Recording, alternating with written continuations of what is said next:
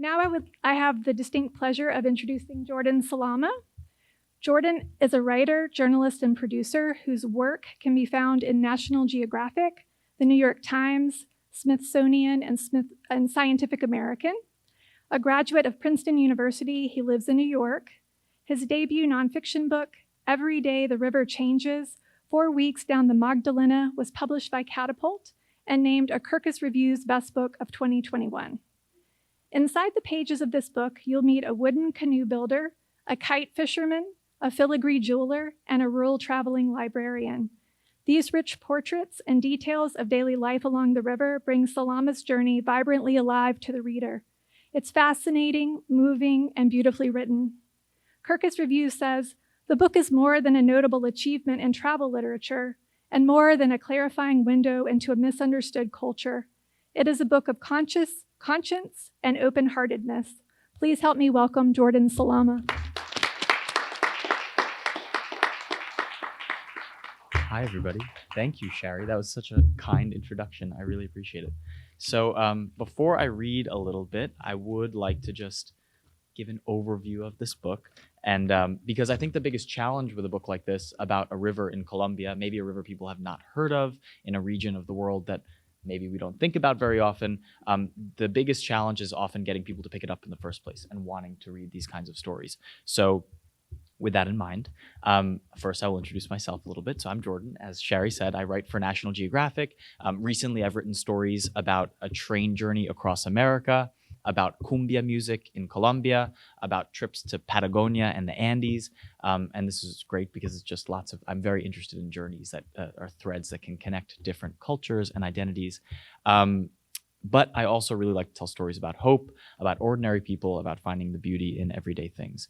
So I would like to give a little bit of an overview of the kinds of people that you might encounter in a book like this, and then I'll read a little bit from the introduction so you can learn a bit about me as well.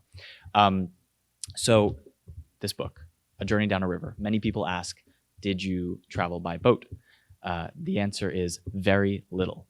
I traveled basically every form of transportation besides boat that you could imagine. I traveled by bus, by donkey, by wooden canoe, that is a boat, by a contraption called a motobalinera, which is like an improvised train. It's a wooden platform with railroad wheels, with a motorcycle that powers it along an abandoned, quote unquote, train track. They say abandoned, but they also said that if you see the headlights of the freight train coming towards you, you should be prepared to jump. So that didn't happen because I'm here, but that's the motobalinera, which is wild.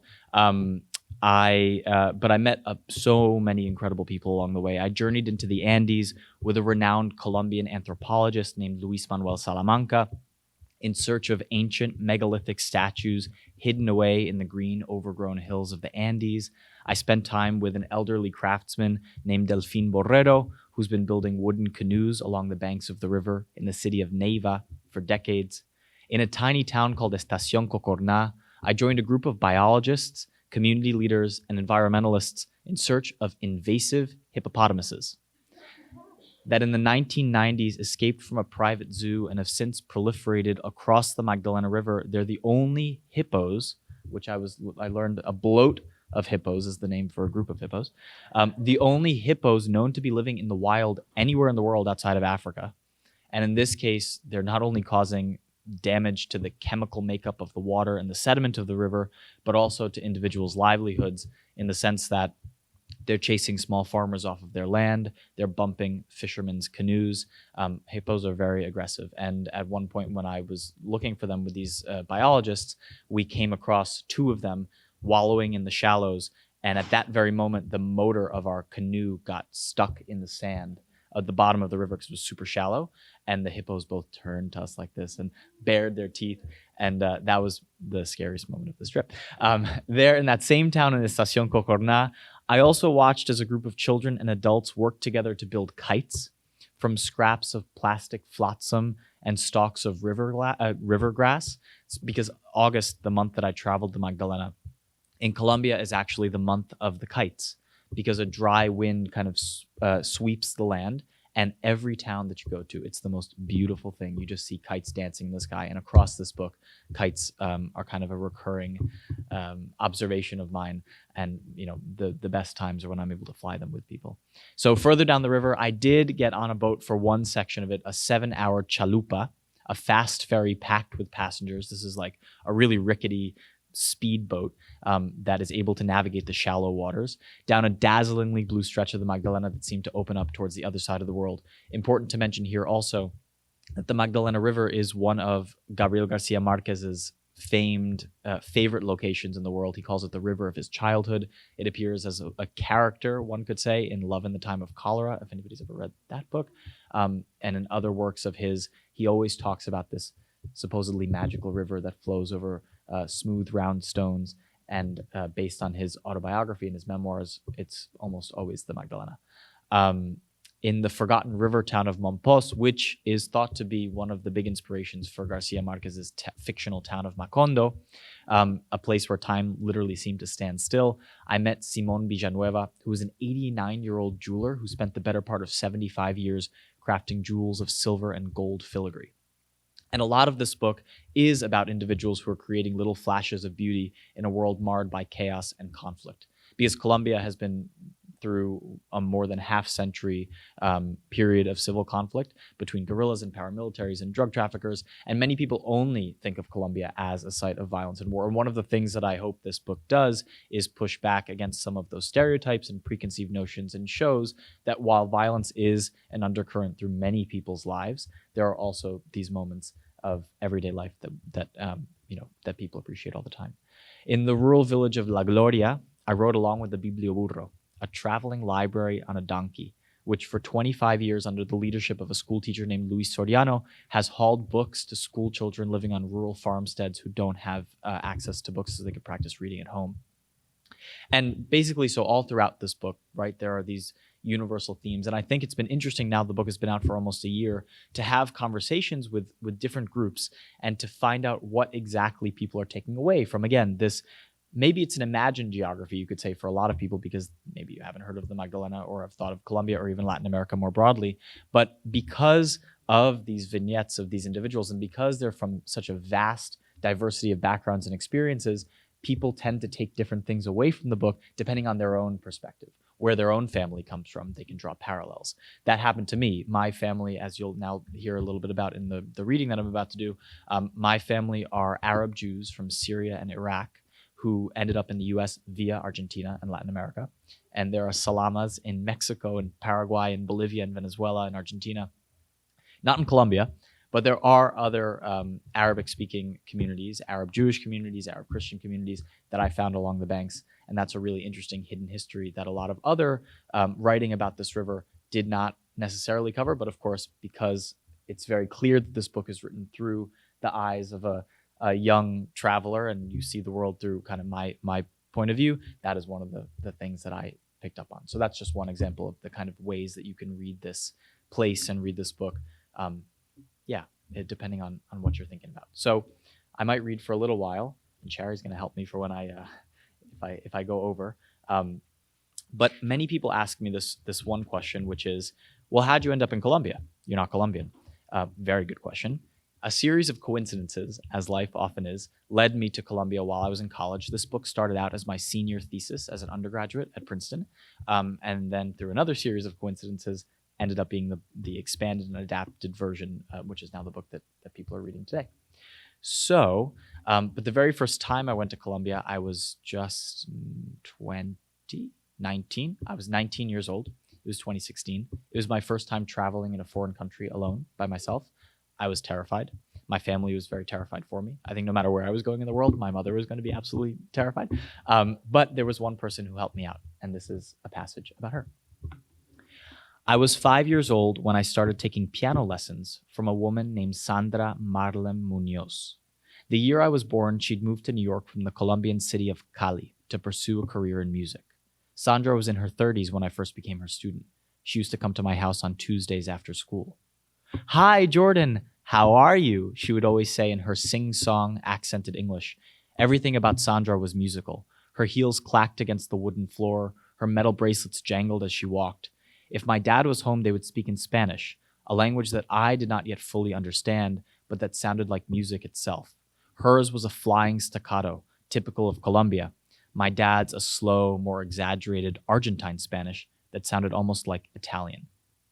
During breaks, Sandra would play music from her country. The small, upright piano in the corner of our living room smiled as it came to life with pulsating, arpeggiated salsas and arabesques.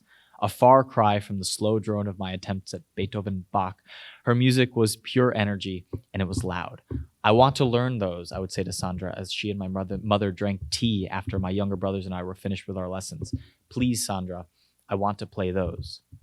I was a child then, and I did not know many things. I had no idea that at the time a long-running armed conflict had been shaking Colombia to its core, that when most Americans thought of the country in the upper left corner of South America, they thought of cocaine, of Pablo Escobar, and narcos, of communist guerrillas hidden away in the jungle.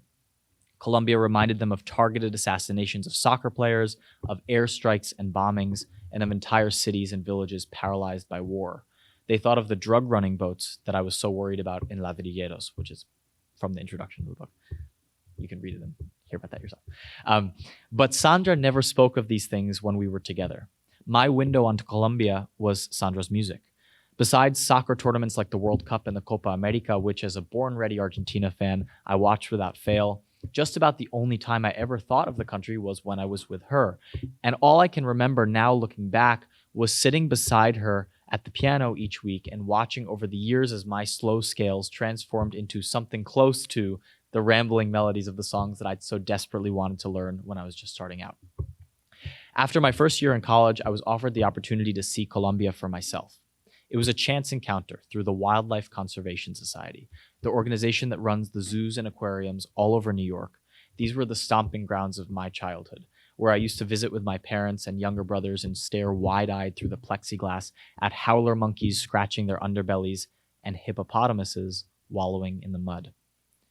WCS supports wildlife conservation around the world, announced the signs at the zoo, though I never gave this fact much thought until I was much older and actually decided to try to work for them. In school, I'd become obsessed with the idea that the survival of those same species in the wild was deeply intertwined with the decisions and destinies of ordinary people, that perhaps my job could entail telling stories illuminating those relationships in order to help encourage a greener path forward.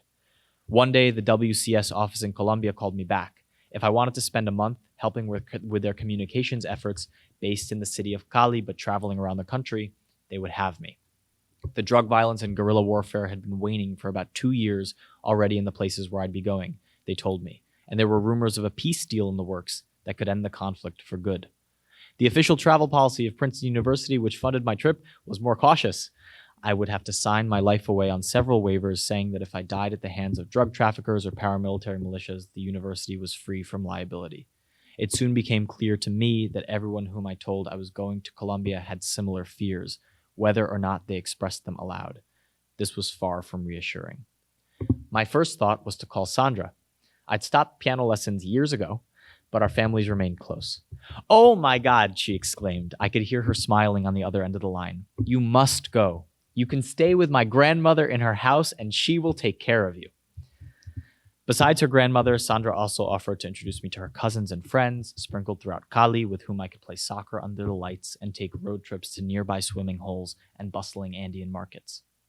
With that, suddenly, my outlook changed, aided not least by my own eager imagination. I envisioned a homestay with this sprightly grandmother, sharing a cup of sweet Colombian coffee on a porch shaded by mango trees as the sun came up. I imagined venturing off on my own, visiting rural outposts and wildernesses, and documenting people's stories about how nature shaped their worlds. It would be like the movie The Motorcycle Diaries, I thought, like the story of a young Ernesto Guevara's transformative motorcycle journey through South America. He and a friend traveled to Colombia entirely by land and by river. They visited leper colonies in the Peruvian Amazon, spoke with disenfranchised copper miners in the Chilean desert, slept beside breathtaking glacial lakes in the Patagonian highlands. His journals, upon which the film was based, reflected a similarly deep sense of all of the many human and environmental injustices that characterized the places he'd passed along the way. This was, of course, what would eventually radicalize Che Guevara the soldier, whose Marxist revolution helped inspire the very guerrilla forces that would terrorize Colombia for more than 50 years. But Che the soldier was a very different man from Ernesto the student, and it was Ernesto the student who I was much more interested in, the young man in his 20s who set off wide-eyed on an anxious journey that would give him a new lens with which to view the world. It didn't hurt my imagination either that I come from a family that has long traversed the different corners of this earth. Some of the most memorable moments of my childhood were sitting beside aunts and uncles and grandparents as they told me in a spellbinding mix of English, Spanish, and Arabic histories of a family that seemed forever destined to be on the move. As with most travelers of their time, they were driven by circumstances beyond their control: religious persecution, economic opportunity, political strife. And yet they hadn't failed to pass down tales of the new cultures and enlightening experiences that they'd encountered on the road. I'd long been living vicariously through the stories of my grandfather, my father's father, himself a classmate of Guevara's in medical school, who grew up in Buenos Aires and spent many years as a young doctor backpacking and training in the Argentine countryside before eventually moving to New York. Abuelo told me of his father, my great-grandfather, a Syrian Jewish immigrant to Argentina at the turn of the 20th century who worked as an itinerant salesman on horseback in the Andes Mountains.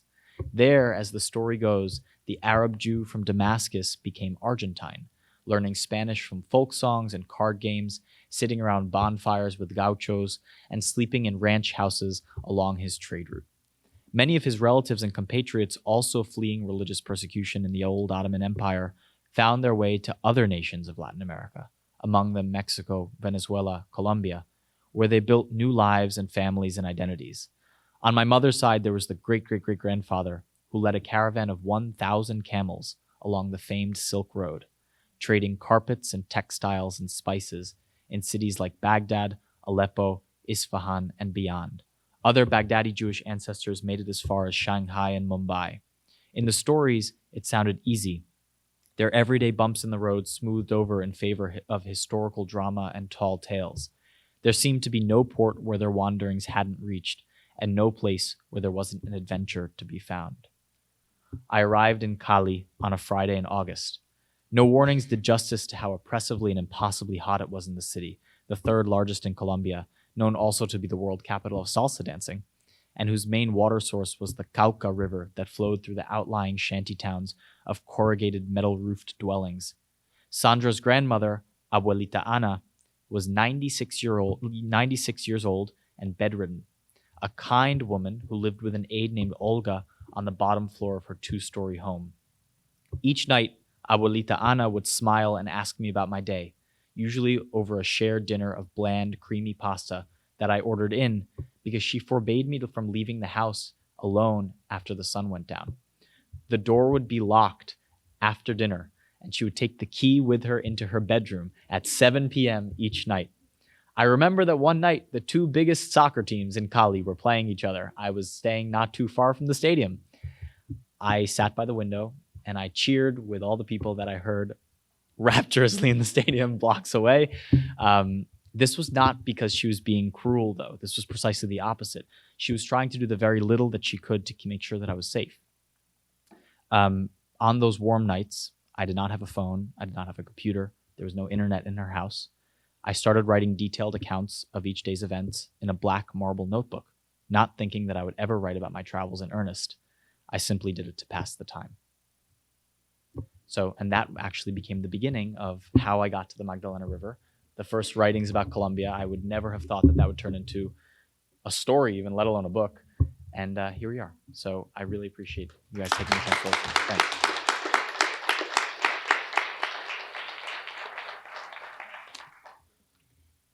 Thank you so much, Jordan. That was really wonderful. Next, I get to introduce Ben Shattuck. Ben is a graduate of the Iowa Writers Workshop and was a recipient of the Penn Robert J. Dau Short Story Prize and a 2019 Pushcart Prize. He's the director of the Cuttyhunk Island Writers Residency and lives with his wife and daughter on the coast of Massachusetts, where he owns and runs a general store built in 1793. His first book, 6 Walks in the Footsteps of Henry David Thoreau, was published by Tin House this year and was a New England indie bestseller, a Wall Street Journal Best Book of Spring, and a New York Times Best Book of Summer.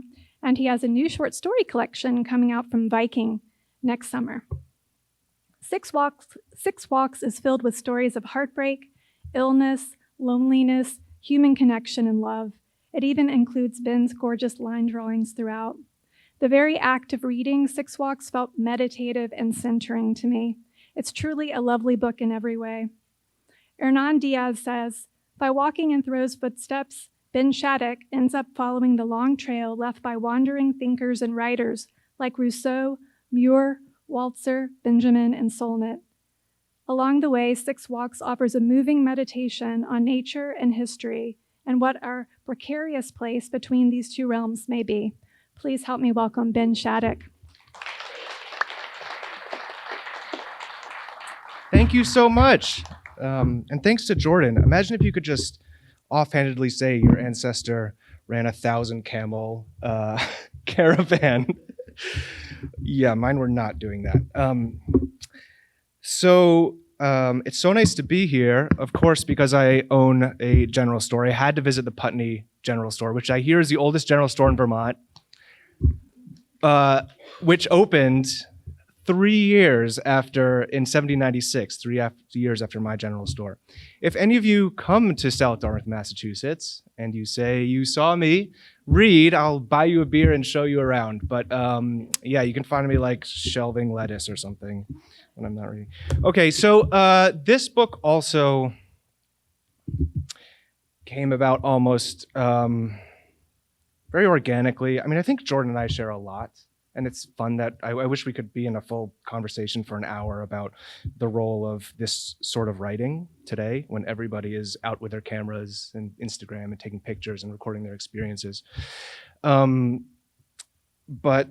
one of the great similarities, I think, between his book and my book is we're both suggesting another identity to the thing that we're writing about.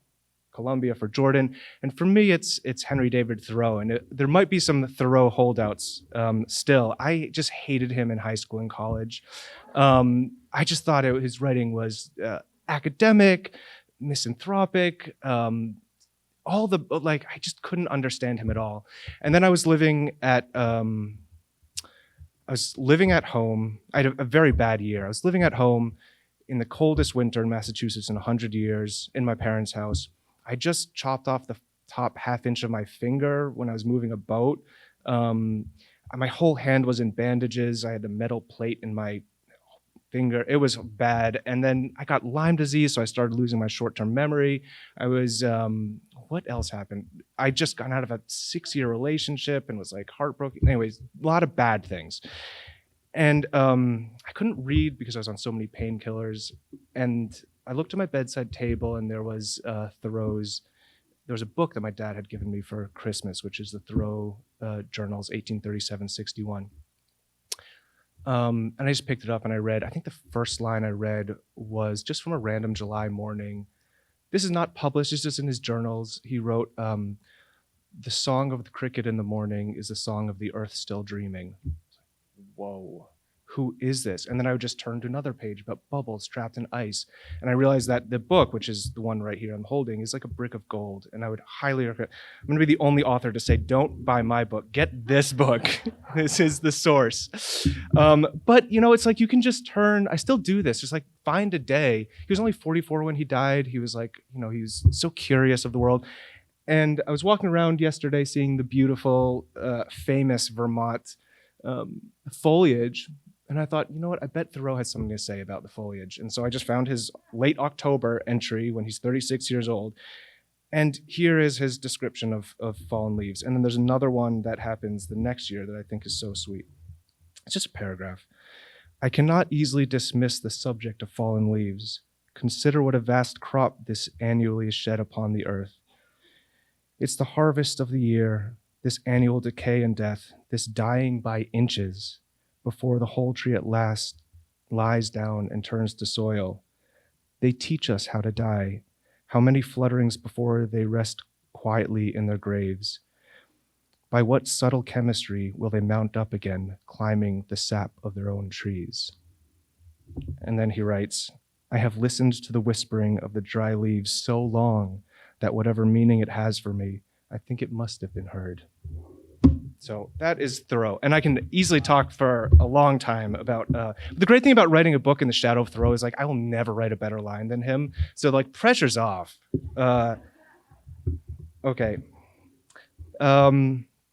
After that really bad winter, I don't think I got to the end of it. Oh yeah. After that bad winter, I just was tired of being sick and depressed in bed. So I had by then started reading a lot of Thoreau's work. And I read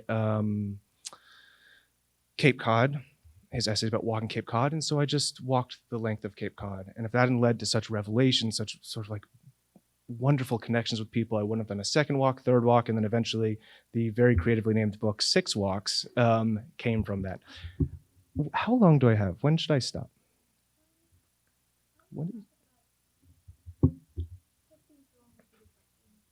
Okay. It goes till 3. Okay, yeah, great. Okay, I'm gonna read just a couple sections. This one is 4.5 minutes long. I'm like mortified that people are gonna think I'm keeping in their seats too long. So this is an interlude. Between the walks, I write about other things. This is called Walden Pond. I'd never visited Walden Pond, so on a hot day in August, a couple months after hiking Mount Katahdin, I drove up to see the most famous pond in America. A replica of Henry's cabin near the parking lot was smaller than I expected, and it took some imagination to believe that this site was once tranquil, now with the sound of nearby traffic and families heading to the pond. I walked into the cabin, sat in a replica rocking chair beside a replica wood stove. I was likely hollow-eyed and staring at nothing or at the floor. Such were the days of Lyme disease and antibiotics. It had only worsened since the first walk.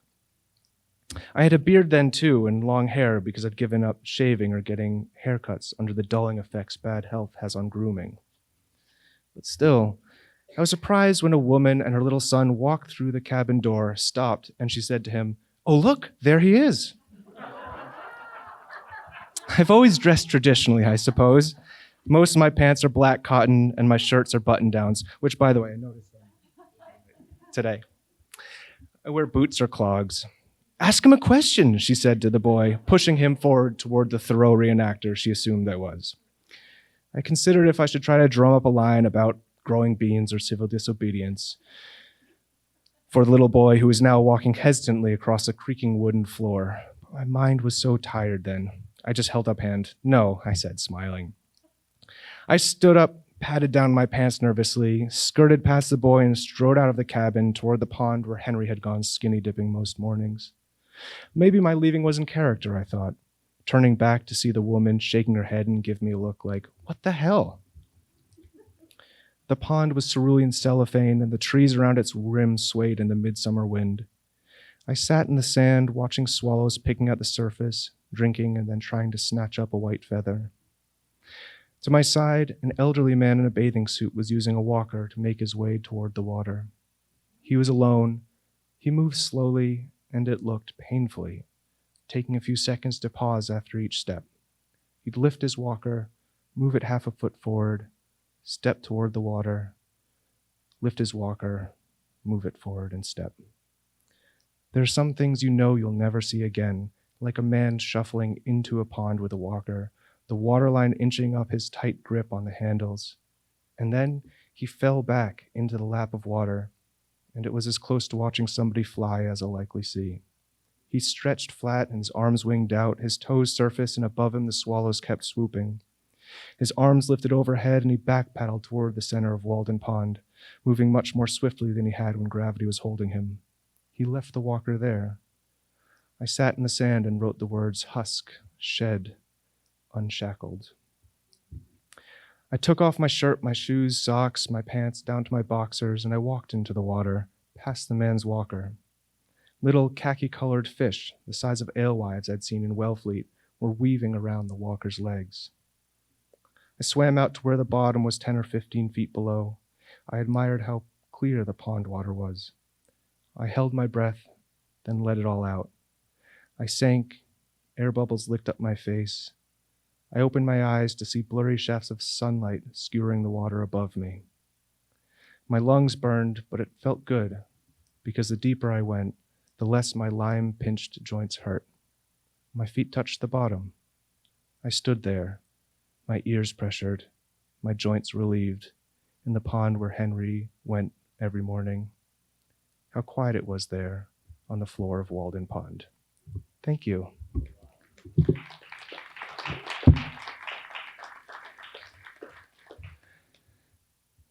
Great.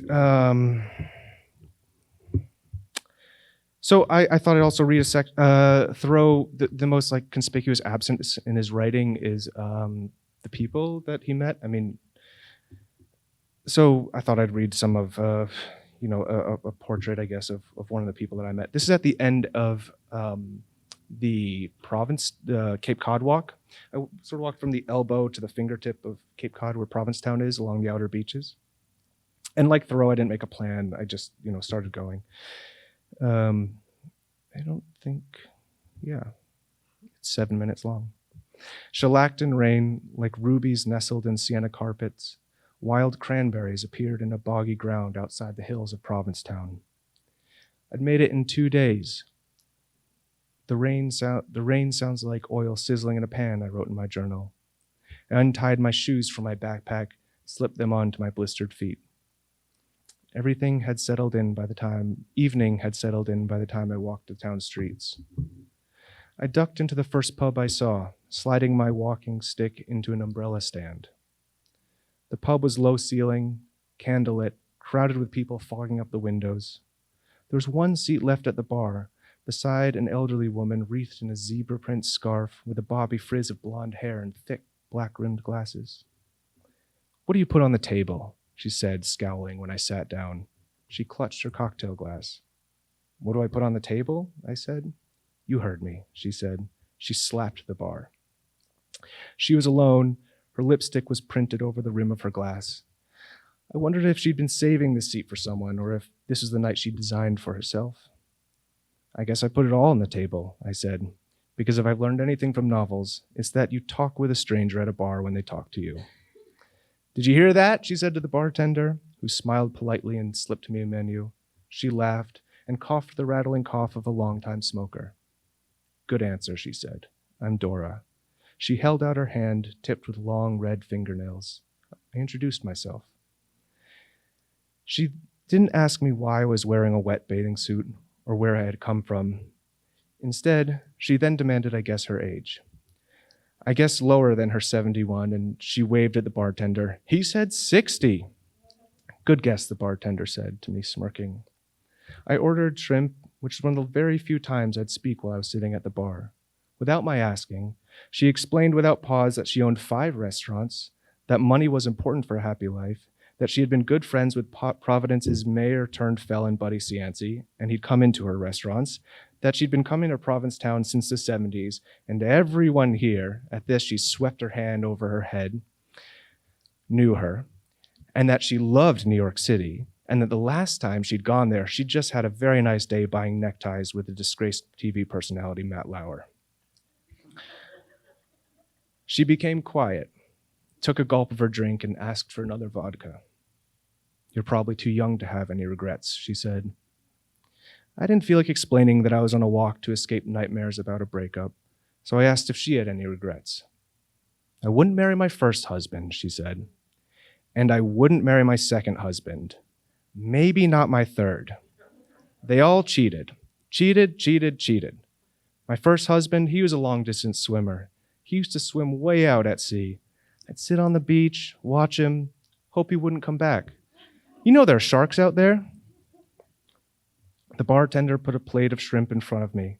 I ate while Dora talked about men, about how there being good ones and there were bad ones, and how they were just born that way and there was nothing you could do about them. She suddenly said we should go, asked for the bill, and told the bartender to include my dinner.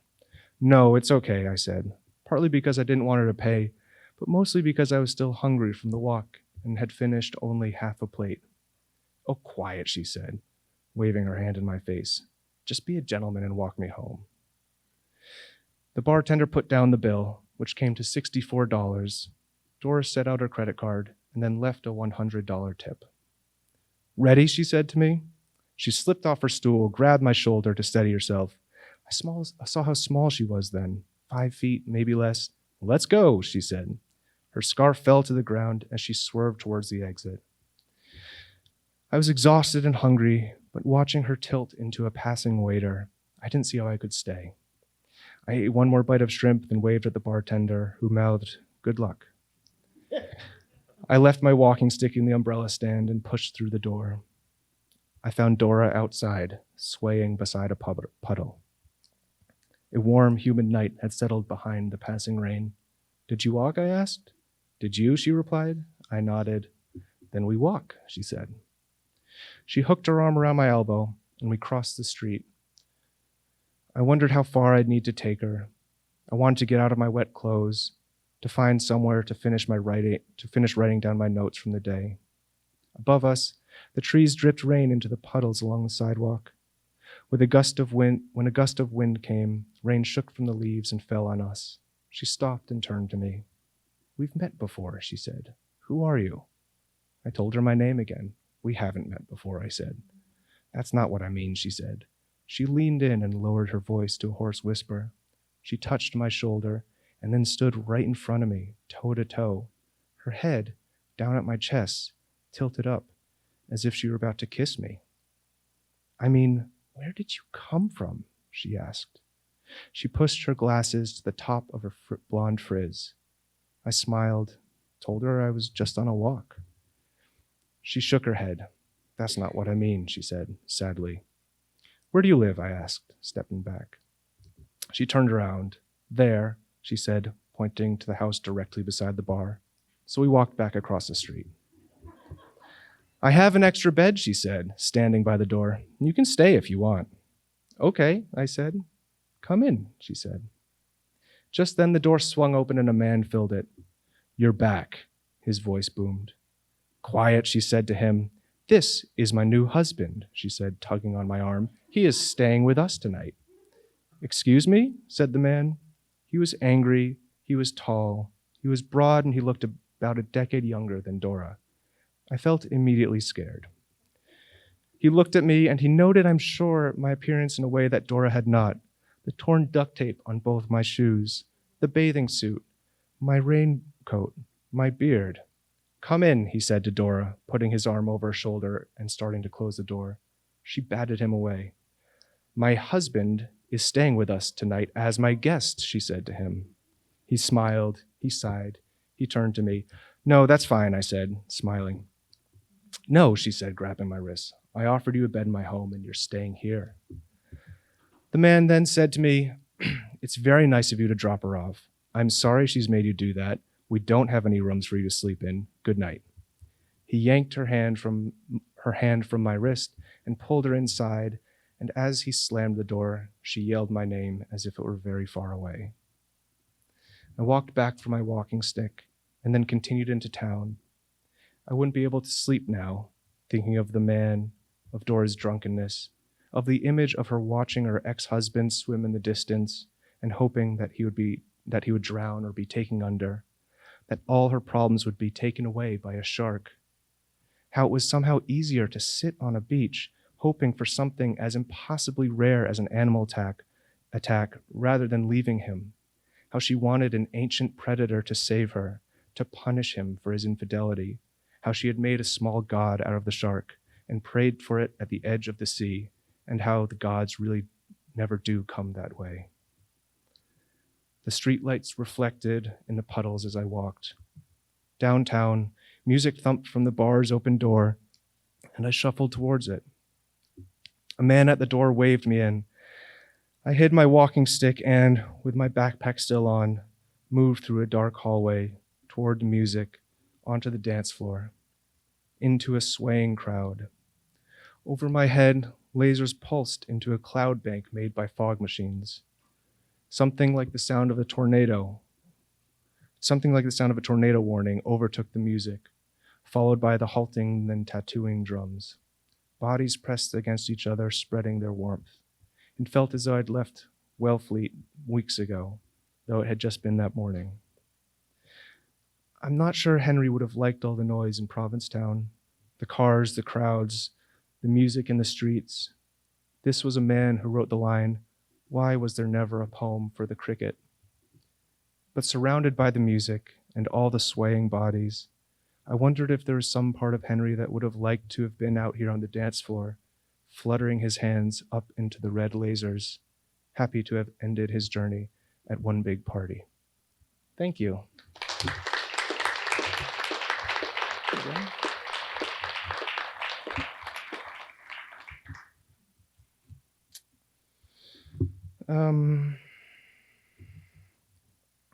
Thanks so much. Okay, I guess I have time for one more reading, right?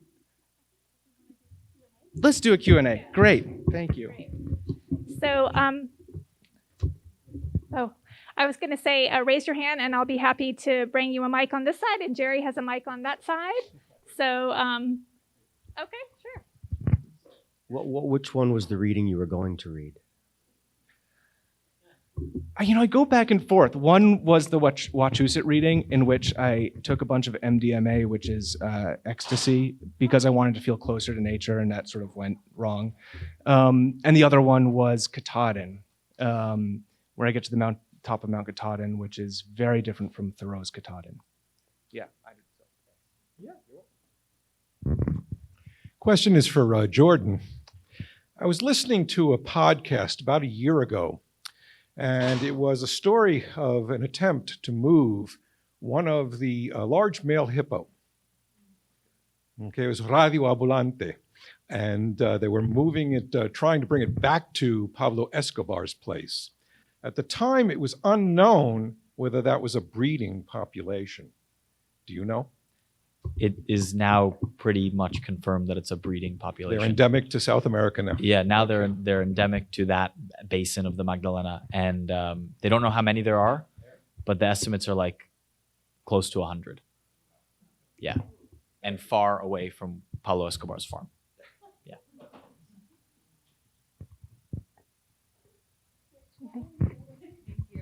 Hi, I want to start by saying, Jordan, you had said that part of the challenge of your book is making people care about a place they've never heard of, but at this point I would listen to you describe like a McDonald's parking lot. You just treat your subject matter with so much obvious love and care, and it really shows. I really appreciate it. I wanted to ask both of you, since it seems like you're both incredible note takers and observers, and Jordan, you had mentioned going back or being home without internet or a computer or anything and just making it a ritual to write. And you had mentioned wanting to go away from the woman so you could get back and take notes from the day. So I just would love to know a little bit about your process of taking notes while you're out in the world observing. Oh my God. I don't have a note-taking process. It's very, very sloppy. And I always wanted to be somebody who had a journal, but then I just like bored myself to death. It's like, I woke up again. Lunch, I couldn't believe how, I often take a lot of pictures on my phone, which is about like the most anti-Thoreauvian thing you could do.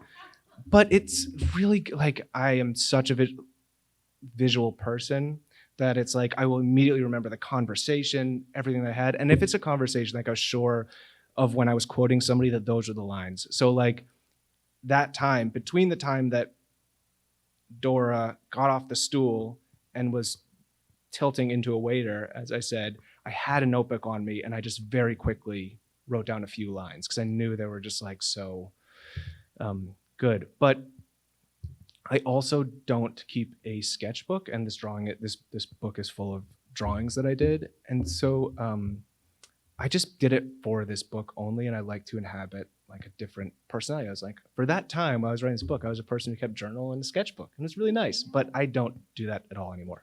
Yeah.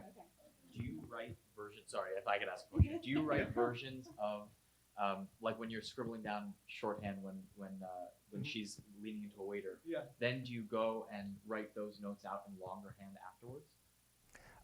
Yeah. I mean, it felt very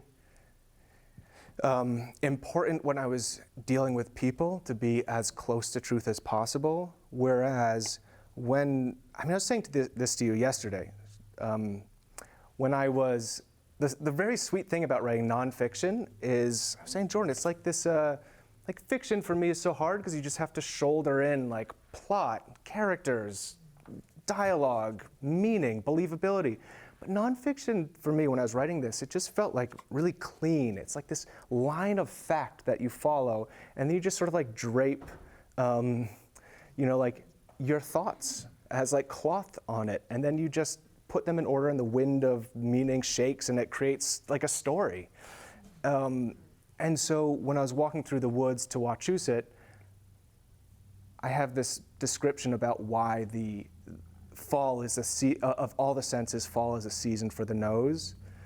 And I didn't need to take notes on that, right? Like I just know it. Yeah. That's cool. My process is a little bit different, which is that, I don't know, also, microphone? Okay.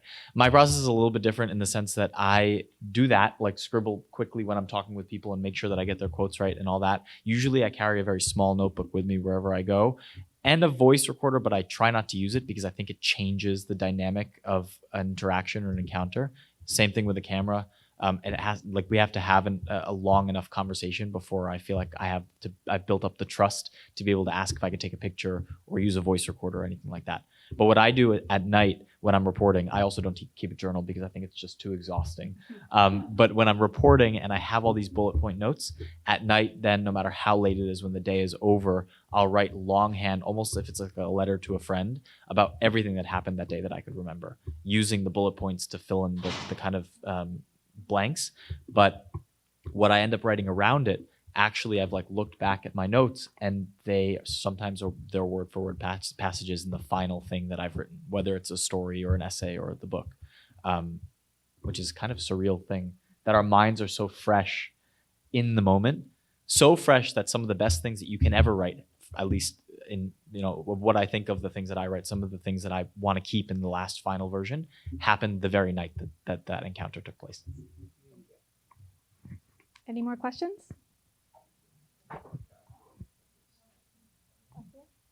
Oh, go ahead. Okay. Sorry. I had a question about, you both have such a strong through line for your works, and I was wondering at what point that came to you, and if you ever found yourself sort of stretching to reach, I was thinking of Teddy Roosevelt wanted to travel the river of doubt, and it just went haywire. Did that ever happen to you in the course of writing your book?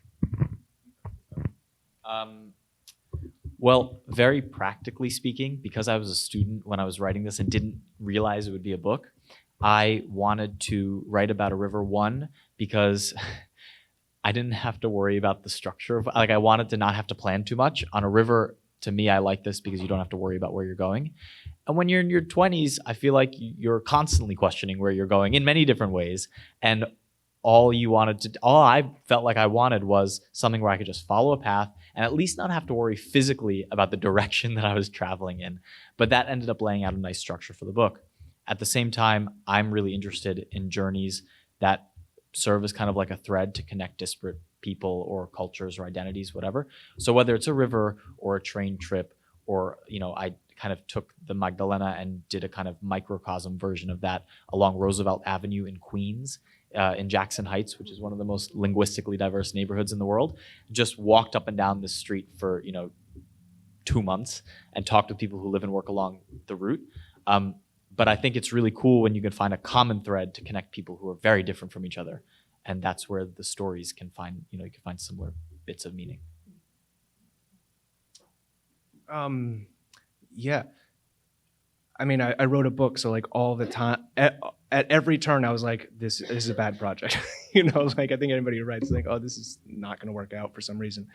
But very practically, one, the pandemic hit in the middle of the walks, which is I couldn't have that conversation with Dora because all the it's so the book, the last 3 walks is in the pandemic time. And so I had to adjust where I wanted to go and what I wanted to do. But yeah, that's all I can really think of. Otherwise, I mean, this book was I feel like it's more of an artifact. I just loved Henry David Thoreau's writing by then, and I just loved walking. And then the notes in the book, it was sort of like the jet stream left by the airplane of my own desires. It's just the markings. But it is hard to not continue these walks. I can't keep doing it, but I would find I mean, I relate to what Jordan said so much, and anybody who has, whether they've done a pilgrimage or there's something about just having one thing to do at the end of the day. You're just walking or following a river. And for me, I mean, Thoreau was my river. He was like this invisible, like sweet, funny, wise person, distant, like behind me, just saying, like, just keep going. You know, like when I was so depressed or had such bad health problems, it was like some like warm voice just being like, just follow this path, just do this, I'll follow this.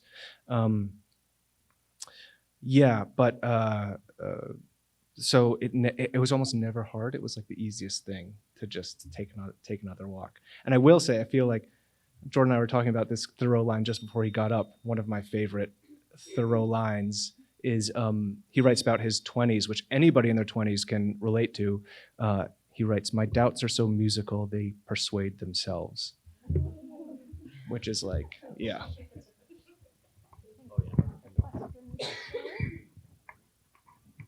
Before the question, I just want to say that one of my favorite parts about Ben's book and writing about Thoreau in general is that you get these like bits of magic from Thoreau with great context. And so if you're like me and find it a little bit difficult to read so much Thoreau at once and can still appreciate Thoreau for all that, you know, that the amazingness that he is, it's reading a book like this that really makes you think, oh, you know what? It's worth going back and reading the whole thing. Yeah, I did all the hard work. Yeah, it's a good, really good on-ramp for Thoreau. Yeah. Yeah, so maybe I missed it, but how long a time period are we talking about with the 6 walks? He's just a couple years, yeah, and they're really spread out. And the thing is, it's so interesting. Also, like Jordan did a lot more. The time that you spent is a lot more than if you look at my walks. Like Katahdin was 2 days because you just so it's not a whole lot of time itself, but they were spread out over a couple years, yeah. And then there were other walks that I did that I didn't write about, yeah. Anyone else? Oh, yeah. I too lived near Cali in Colombia for a while, and I'm so excited to read your book. But I'm wondering what you feel now about the situation in Colombia, and particularly when faced with climate change. I know at one point it rained for like 300 days straight or something in certain parts of Colombia. And so I was wondering if you could comment on Colombia, where it's at right now, and climate change, and also to have you express some thoughts about maybe what Thoreau might have thought of climate change. And you're both really exquisite writers, so thank you. Thank you. Really important question. I deal with this through the book, and then also I've been back several times, like besides the 4 weeks, which also still feels like a short amount of time. 4 weeks was the time that I had to travel down the river at that moment. But then I kept those conversations going on WhatsApp and like through social media now today. An encounter that maybe lasted a couple of hours actually has turned into like a years-long connection, which is really cool. But to answer your question, in going back to Colombia, I mean, a few things have changed over the course of keeping in touch with people and hearing about their experience, right?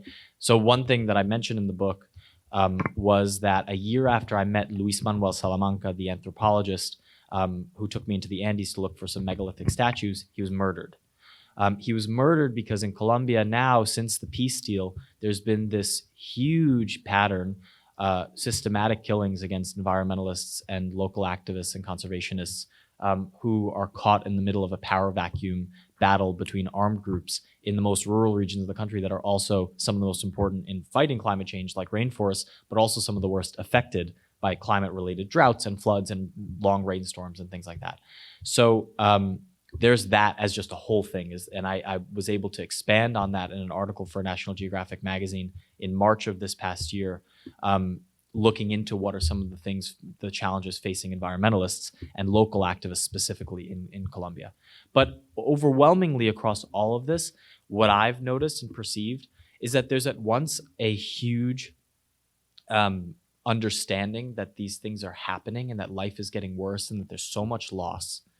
But at the same time, there's the sense that there's everything left to lose, in that people need to feed their like there are fishermen who are saying at the same time, like the fish are getting smaller every year. There's fewer of them. It's because of overfishing. But then you say, oh, how do you fish? And he's like, well, I dynamite my section of the river because otherwise my family's not going to eat. I need to guarantee that there's something for my family to eat. And so it's that juxtaposed conflict between like how to find a way forward that doesn't pit human survival and environmental survival against each other, but rather find a confluence. And the places I've found that confluence is speaking with, for example, indigenous people and and Afro-Colombians who've been in these areas for generations and had these methods of dealing with the land in these more harmonious ways, which is what I address in the Nat Geo story bit. And I think with Thoreau, he died in 1861. There are so many ways to answer this question. And one of the most obvious would be that it's refreshing to read Thoreau, especially in a time where there's so much sadness in terms of the environment, because he also felt like he expressed a lot of sadness, cutting down of old growth forests, the fields around Concord. Like, it's good to be reminded that generations that they can feel really desperate, and to find some kinship with that. I will also say, in terms of climate change, the great thing about reading Thoreau is he's a master of scale. Like, his nature is not John Muir's nature. It's not the Rocky Mountains. It's not the plains. It's like this big. It's a foot by a foot. It's like a monarch butterfly landing on milkweed. It's a rim of frost around a fallen leaf. It's so small. And, the sound of a cricket in the morning, as I said, whatever it is, like the bubbles trapped in the ice. And it's really nice to be reminded that, when I just went for a walk up the street, it's like that our Thoreauvian nature is all around us. It is everywhere. And I think it's a good path for people to we're trying to find ways to emotionally connect to climate change, right? Because it's like, how are we supposed to do anything if we can't connect to it? And I want to get on the horn with people who are in charge of messaging, because what we see is a landscape that none of us have any relationship to, and also means death, which is the Arctic, right? Like, we can't connect to that landscape, really. We can be sad about it, but we can't connect to it. But there are things in the New England landscape and in the small scale Thoreauvian landscape that are changing that you can really be invested in. So I think, Thoreau, you only have to read a very little of Thoreau to know that he would be enraged and scared, I think, really scared and despondent, But I also think, I just wrote this essay about how much I think Thoreau would have loved Los Angeles, because there's this other side of him, which is like, I imagine him if they told Henry, direct a documentary about nature, it would not be like the David Attenborough he'd like have a handheld camera like bumping into a bee or something. Like, he's so close and so deep in. And in Los Angeles, like, frothing between every crack of concrete in the winter is like bougainvillea and gorgeous plants and the hummingbirds coming through and everything. So there is like this optimism, I think, that he would also feel. It's really two sides of it. Yeah. Maybe time for one more, or?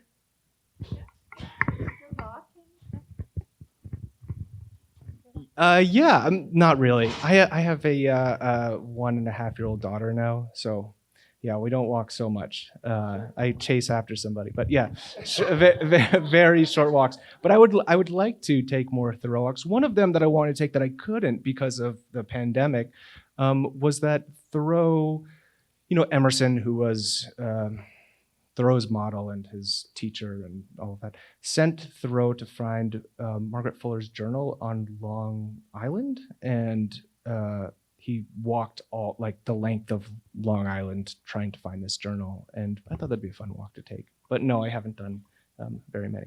All right, thank you so much. Great.